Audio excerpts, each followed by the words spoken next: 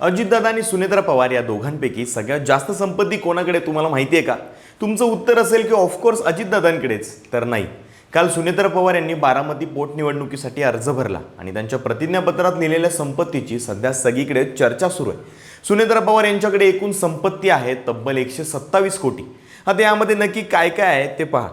त्यांच्याकडे 35 किलो चांदीची भांडी, 1030 ग्रॅम सोन्याचे दागिने आणि 24 लाख रुपयांचे हिरे आहेत, ज्याची टोटल किंमत ही 1,30,00,000 रुपयांच्या घरात आहे. इतकंच नाही तर त्यांच्याकडे 7.5 लाख रुपये कॅश आहे, 86 लाख रुपये किमतीच्या आलिशान गाड्यात, तर बँक आणि वित्तीय संस्थांमध्ये त्यांची 5.3 कोटी रुपयांची ठेव आहे. हे सगळं असलं तरी सुनेत्रा पवारांची खरी ताकद आहे त्यांच्या जमिनी आणि घरांमध्ये.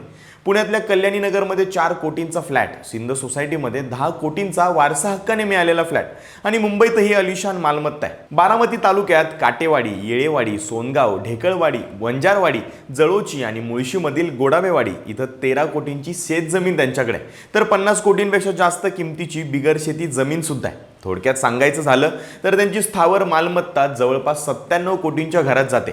एवढी सगळी संपत्ती असून सुद्धा सुनेत्रा पवार यांच्यावरती 12 कोटी रुपयांचं कर्ज आहे. त्यातले काही पैसे हे प्रतिभा पवार आणि सुप्रिया सुळेंनाच दिल्याची माहिती आहे. काही कंपन्यांमध्ये केलेल्या गुंतवणुकीतून आणि शेअर्स आणि इतर ठेवींमधून त्यांना वर्षाला साधारणतः 4.22 कोटी रुपये उत्पन्न मिळतं आणि या सगळ्यांची बेरीज केली तर ती 127 कोटी किंवा त्यापेक्षा सुद्धा जास्त आहे.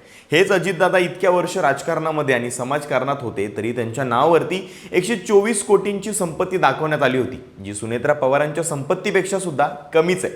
सुनेत्रा वहिनींची रॉयल संपत्ती पाहून तुम्हाला काय वाटतं? कमेंट्समध्ये नक्की सांगा आणि फॉलो करा लगाओ बत्ती.